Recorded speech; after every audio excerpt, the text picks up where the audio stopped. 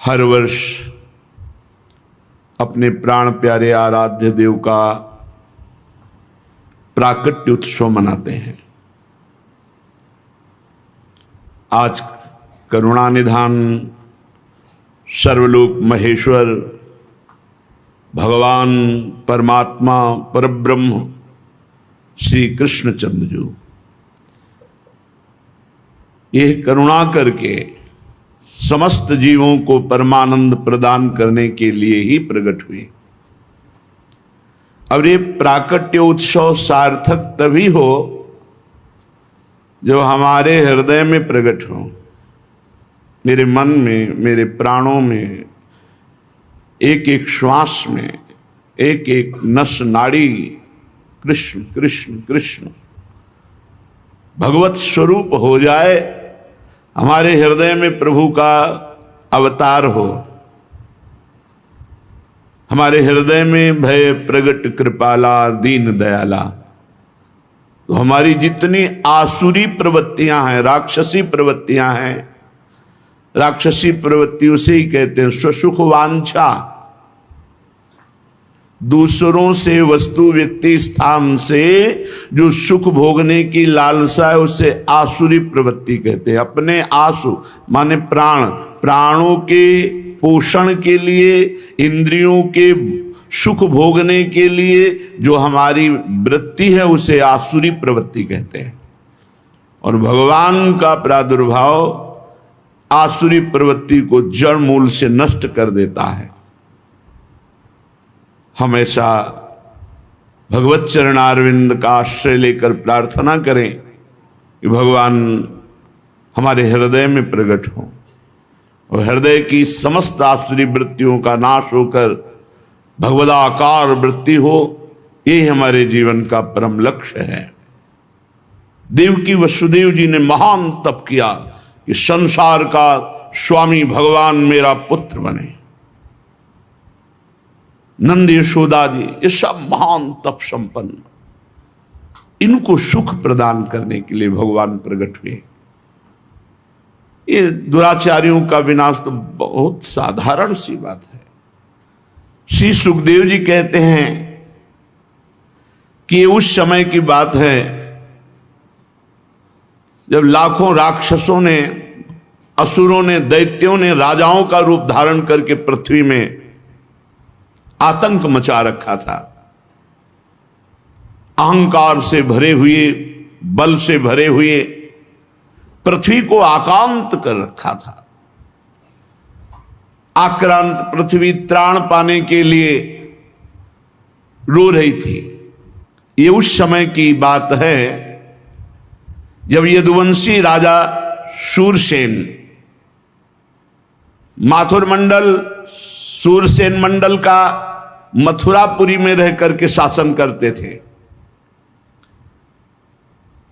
ये मथुरा समस्त यदुवंशी नरपतियों की राजधानी थी।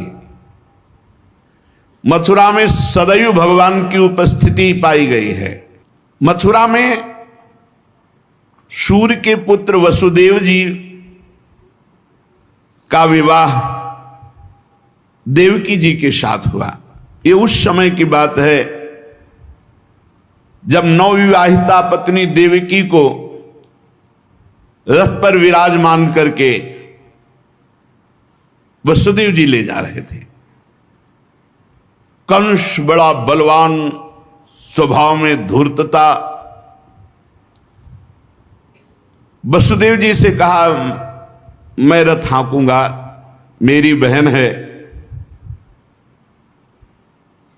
और रथ के घोड़ों की लगाम पकड़ ली, स्वयं रथ हाँकने लगा। रथ चल पड़ा। जिस समय घोड़ों की लगाम पकड़कर कंस रथ हाँक रहा था उसी समय स्पष्ट आकाशवाणी हुई, अरे मूर्ख, जिसको तू रथ में बैठाल कर लिए जा रहा है उसकी 8वें गर्भ की संतान तुझे मार डालेगी। भोजवंश का कलंक।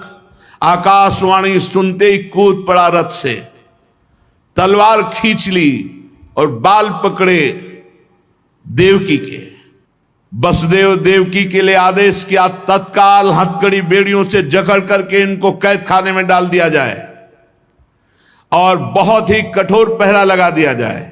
वर्ष वर्ष में जो संतान होती मारता गया, उसे हर बार शंका बनी रहती, पता नहीं वो भगवान किन बालक के रूप में प्रकट हो जाए। परीक्षित, पृथ्वी में बात प्रायः देखी जाती है कि अपने प्राणों का ही पोषण करने वाले जो लोभी लोग होते हैं, वो चाहे राजा हो चाहे कोई भी हो, वो अपने स्वार्थ की पूर्ति के लिए माता पिता भाई बंधु किसी की भी हत्या कर सकते हैं। माता की, पिता की, भाई की, बंधु की, मित्रों की, इष्ट की, किसी की भी। ऐसे स्वार्थी पुरुषों से कभी मित्रता नहीं रखनी चाहिए, इन्हें हानि ही होती है। जब कंस ने एक एक करके देवकी जी के 6 बालक मार डाले, तब देवकी के 7वें गर्भ में भगवान के अंश स्वरूप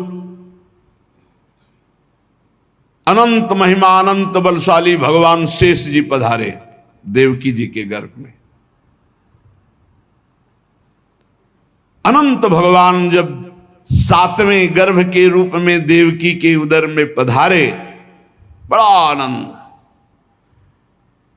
पर देवकी जी को लगा कि कंस इसे भी मार डालेगा, इसलिए वो रुदन करने लगी।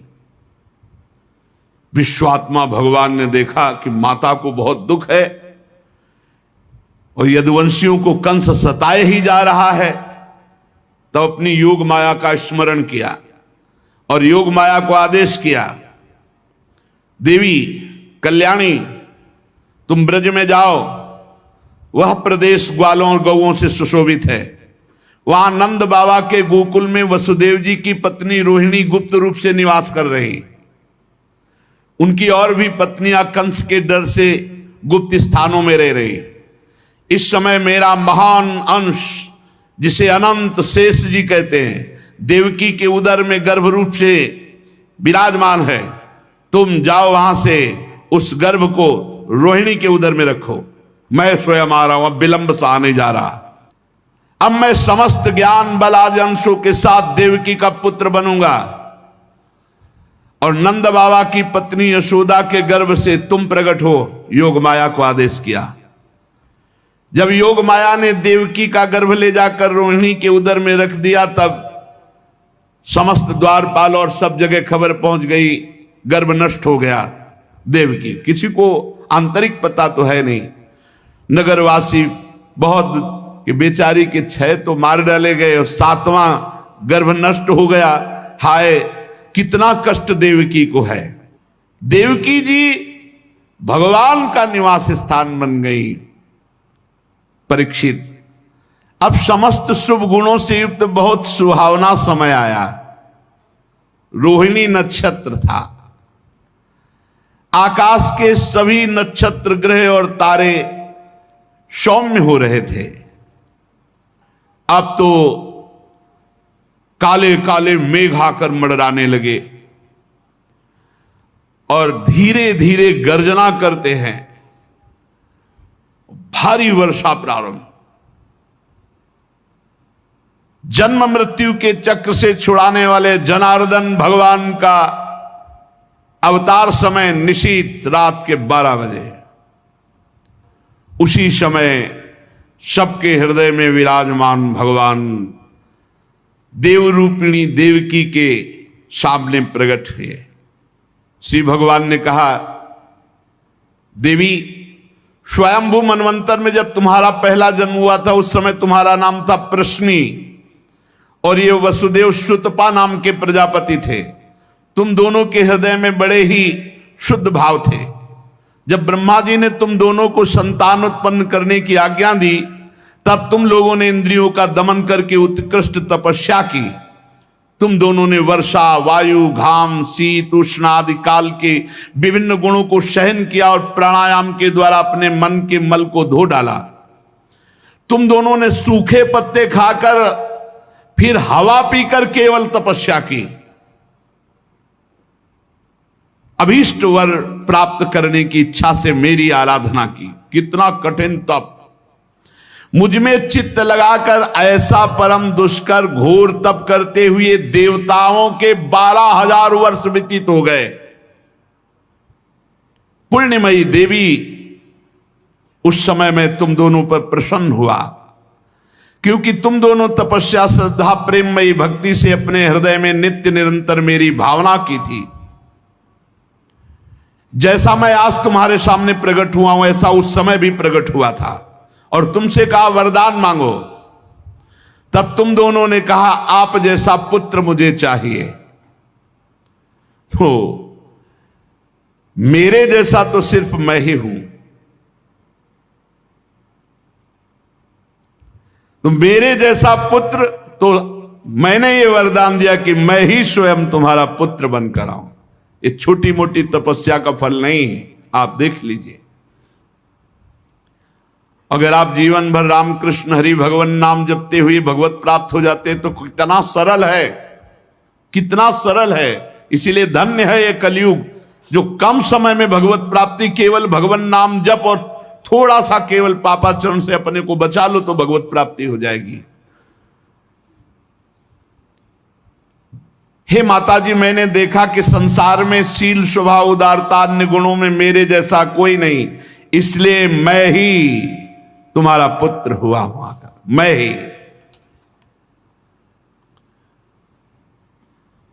प्रश्न गर्भ से, वामन रूप से, और इस समय तुम देवकी वसुदेव हुए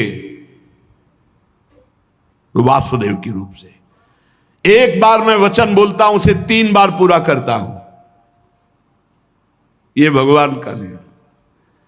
मेरी वाणी त्रिकाल सत्य है। एक बार तुमने मांगा पुत्र तो प्रश्नी गर्भ, वामन रूप, और इस समय वासुदेव रूप, कश्यप आदित्य के रूप में वामन रूप। और मैंने ये रूप इसलिए प्रकट किया कि जब मैं अवतार लेकर मनुष्य शरीर में लीला करूंगा तो मुझे पहचान पाना बहुत कठिन है।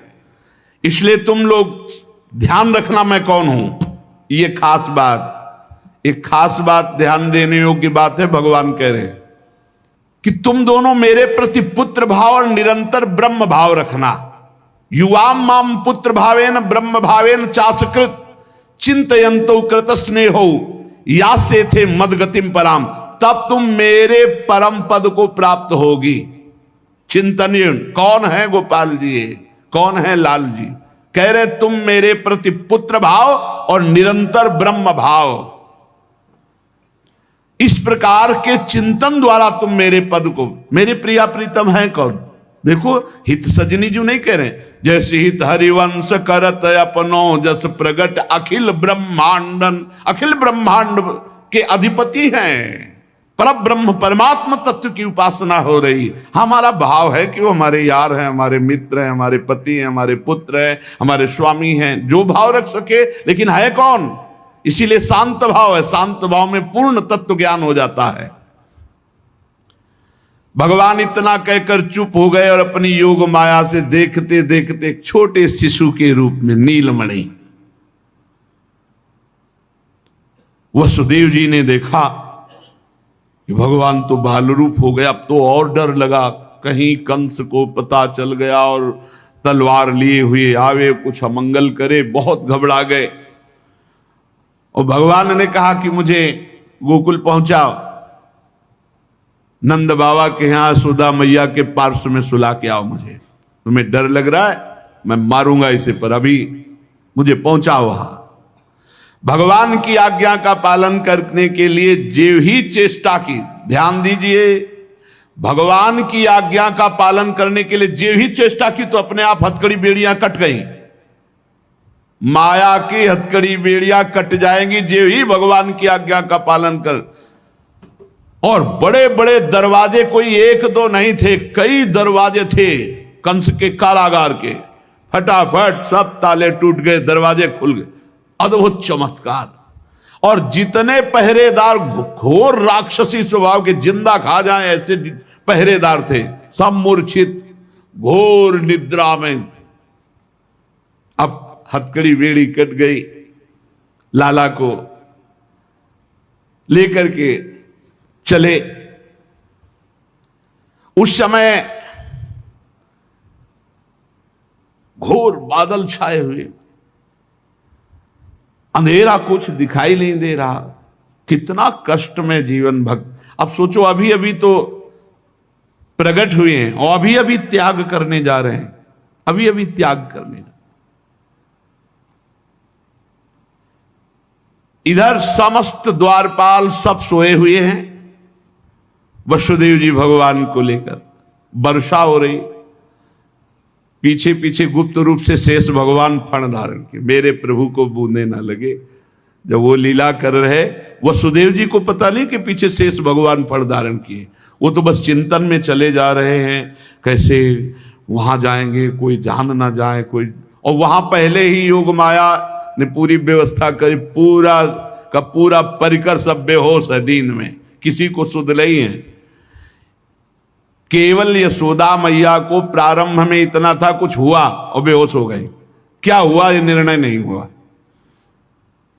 पूर्ववासियों की समस्त इंद्रिय वृत्तियों की चेतना हर ली, सब अचेत हो गए।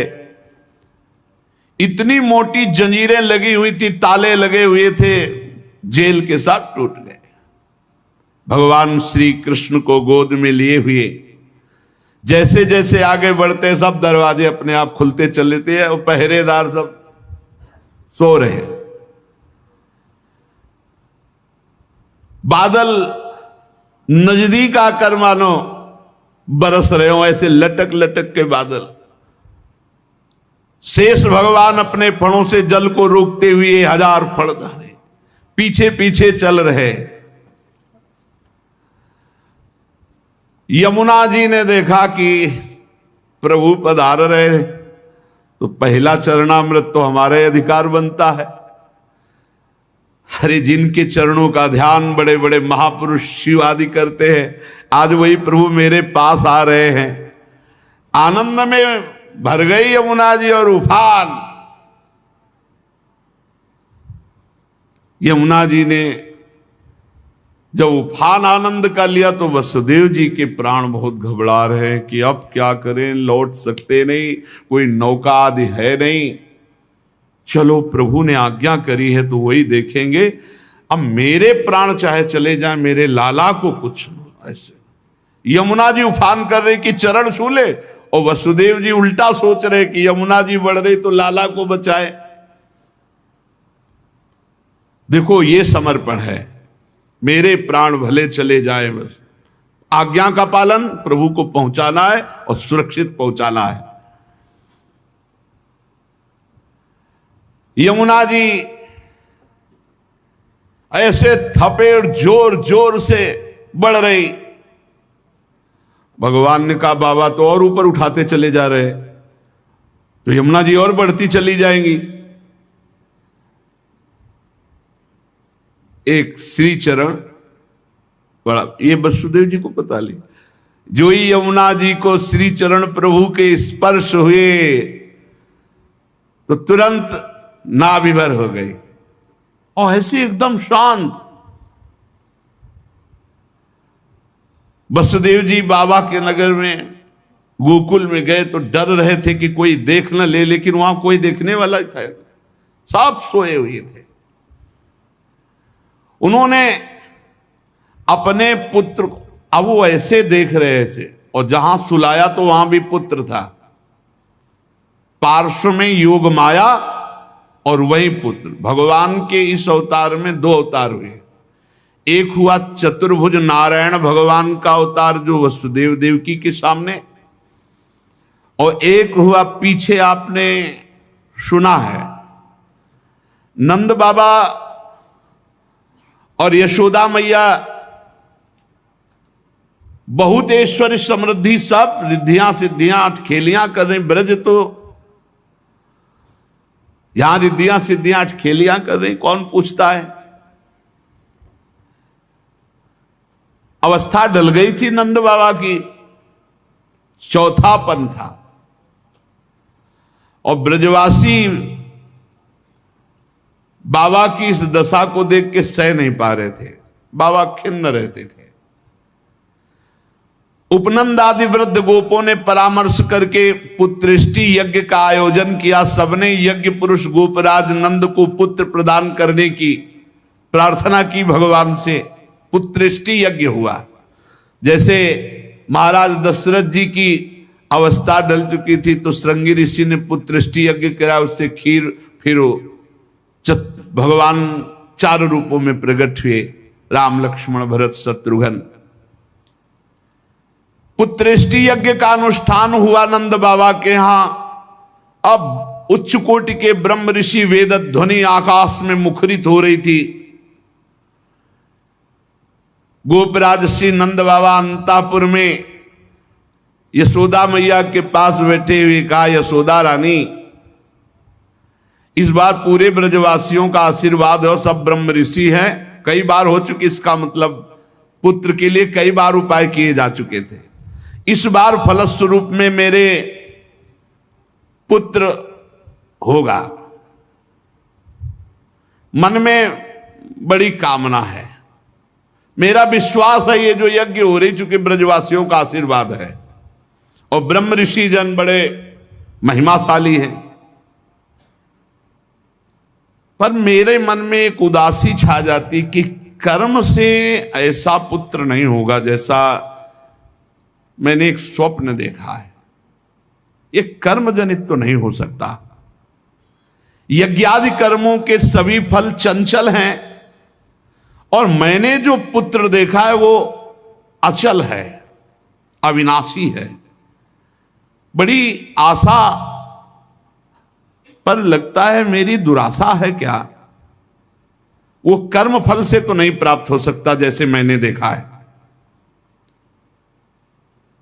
मैंने एक स्वप्न देखा जो आज तक तुमसे नहीं बताया, यशोदा रानी से कहा। भगवान नारायण भी उतने सुंदर नहीं जैसा वो बालक सुंदर मुझे स्वप्न में दिखाई दिया। मुझे ऐसा लगता है कि त्रिभुवन में कोई है नहीं सुंदर। एक बार जिसके हृदय में वो प्रकट हुआ उसको कोई आकर्षित कर सके ऐसा त्रिभुवन में नहीं। ब्रजराज की बात सुनकर यशोदा रानी ने कहा, सच्ची तुमने स्वप्न में देखा है?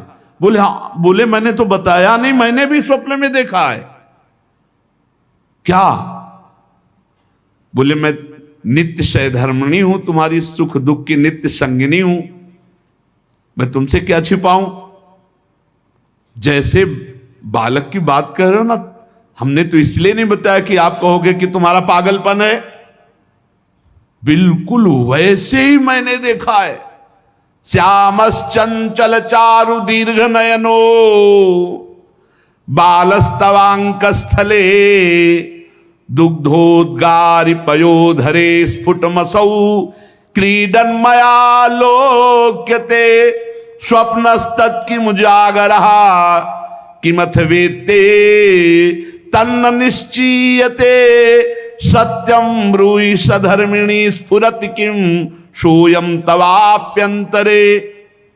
बाबा ने कहा मैंने भी देखा। दिव्याति दिव्य नीलमणि सदस्य श्याम सुंदर वर्ण एक बालक तुम्हारे गोद में दुग्ध पान कर रहा है, जो चंचल नेत्र मनोहर विशाल भाल तुम्हारी गोद में स्थित देखा, वो तुम्हारा पयोधर पान कर रहा है। कैसे बताऊं, अब तो मेरी ये दशा है कि सोता हूं या जागता हूं मुझे कुछ पता नहीं चलता। हर समय बालक लगता है मेरी गोद में चढ़ रहा है, मेरी दाढ़ी खींच रहा है। कभी मैं देखता हूं तुम्हारी गोद में दुग्ध पान कर रहा है। यशोदा मैया आनंद विवल होके कहने लगी, ब्रजराज ऐसा ही, ऐसा मैंने भी देखा है, ऐसा ही देखा है। वो तुम्हारे टोन पर चढ़े खेल रहा, मैंने देखा है ऐसा। सत्य सत्य सत्य कहती हूं, मैंने देखा मैंने कि उसे स्तन पान करा रही हूं, पर संकोचवश नहीं बताया कहां वो दिव्य बालक और कहां मैं। ब्रजराज नंद ने कहा मैंने असंभव समझकर ये बात तुमसे छुपाई थी। यशोदा मैया ने कहा मैंने भी, कि तुम हमारा पागलपन समझोगे। लेकिन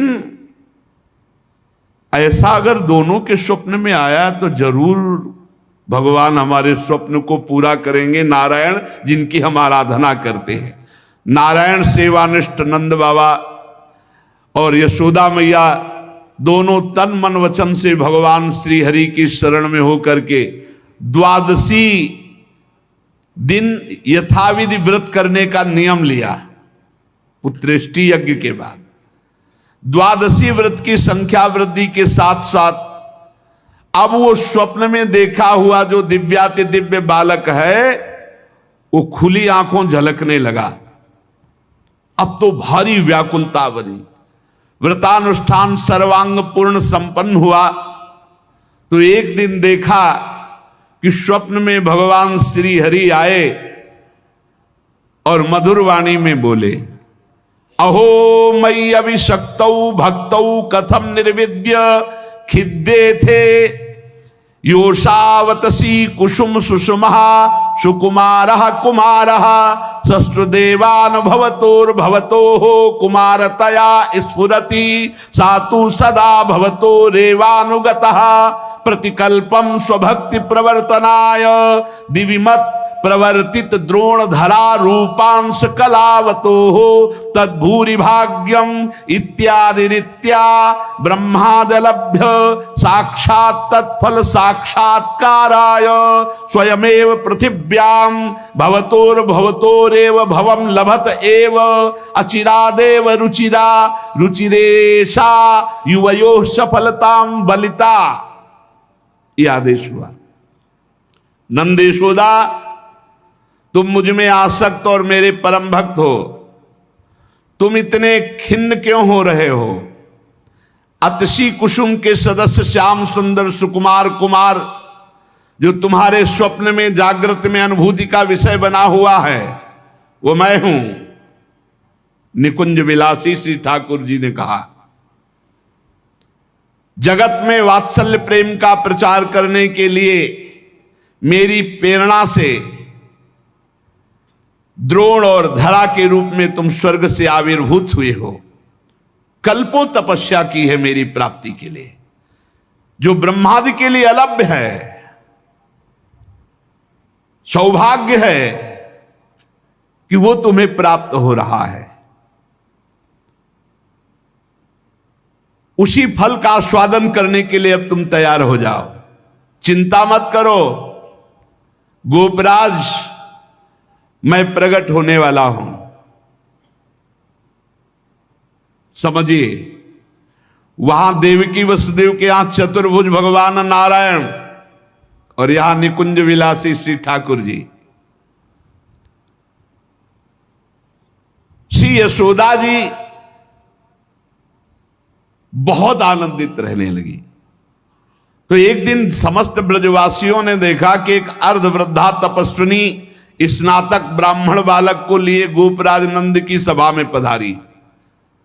इतनी तपस्विनी तेजस्विनी सब ब्रजवासी खड़े हो गए और आसन देकर प्रणाम करके पूछा, देवी आप कौन हो? आज तक तो आपको देखा नहीं। आपको देखने पे लगता है साक्षात भगवान की योग माया शक्ति हो। ये बालक कौन है? नारद मुनि जैसा दिखाई देता है। आप परम हम ब्रजवासियों का कल्याण करने के लिए पधारी हो। गोपराज के सभासदों की बात सुनकर तपस्विनी ने मुस्कुराकर कहा, मेरा नाम पौर्णमासी है, मैं महान तपस्विनी और दैवज्ञा हूं, तीनों काल का मुझे ज्ञान है। और ये जो बालक है तुमने कहा नारद जी जैसा, इसका नाम मधुमंगल है।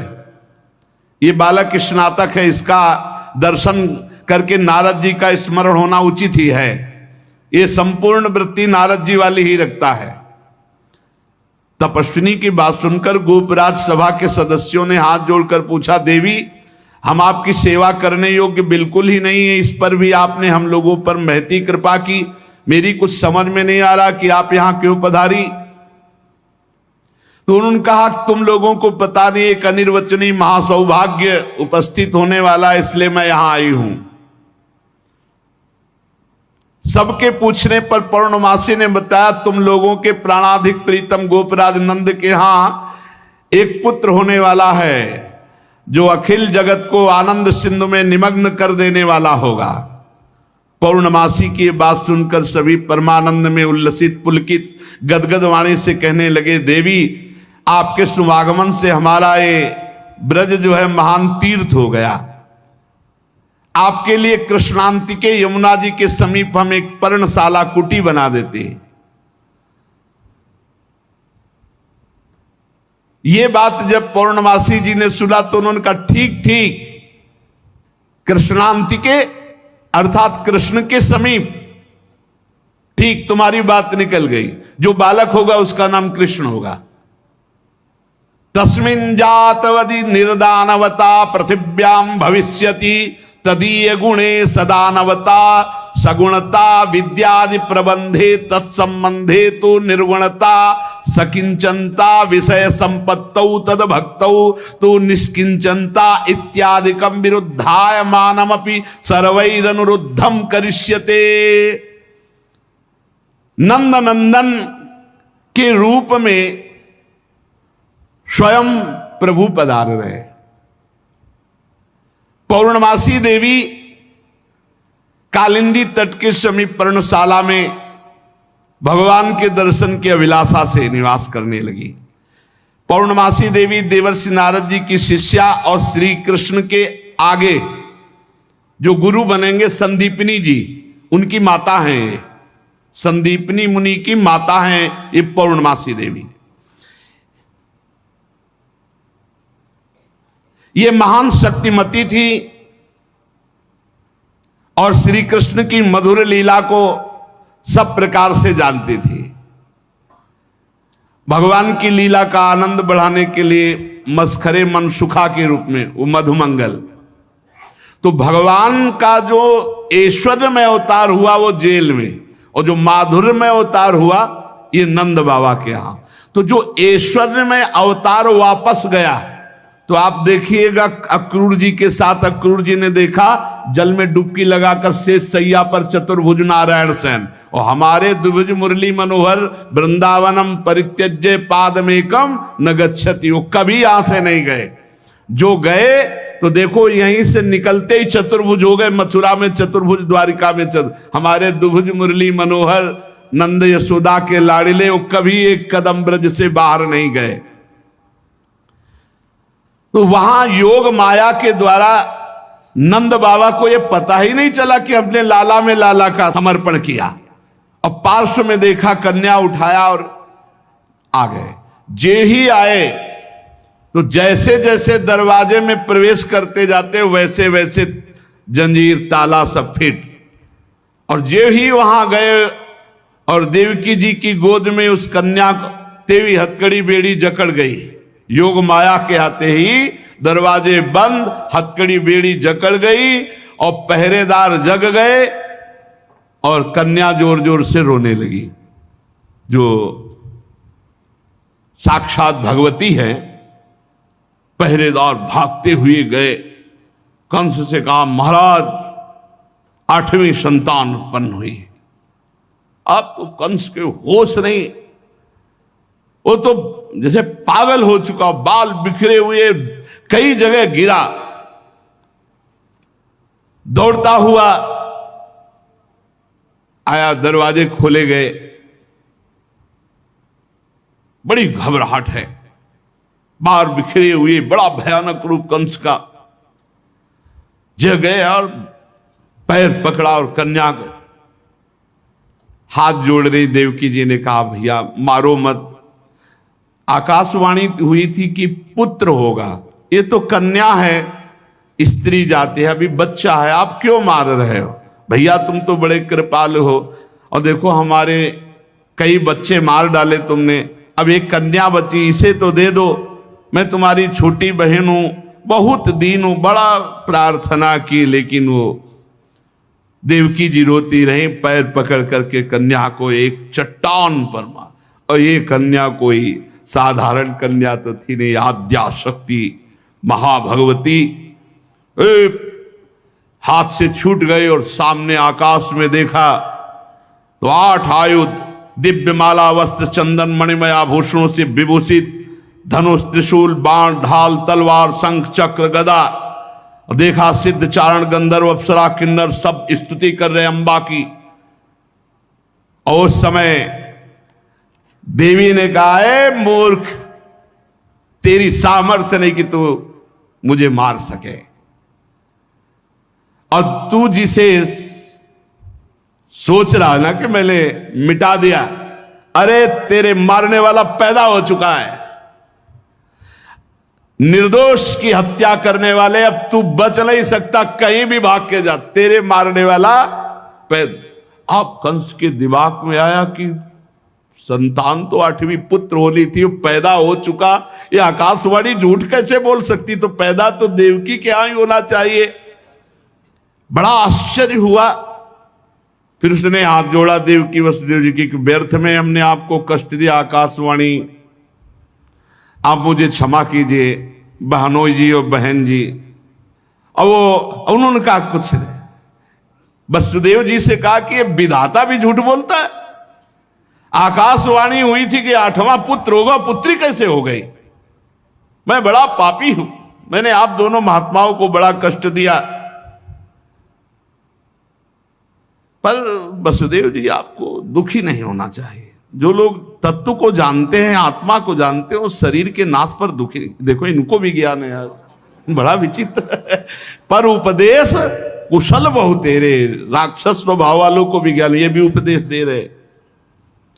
वसुदेव जी ये शरीर को जो आत्मा मान बैठते हैं, इसी उल्टी बुद्धि के कारण ये एक दूसरे से बैर और राग द्वेष कर लेते हैं, जन्म मृत्यु को प्राप्त होते हैं।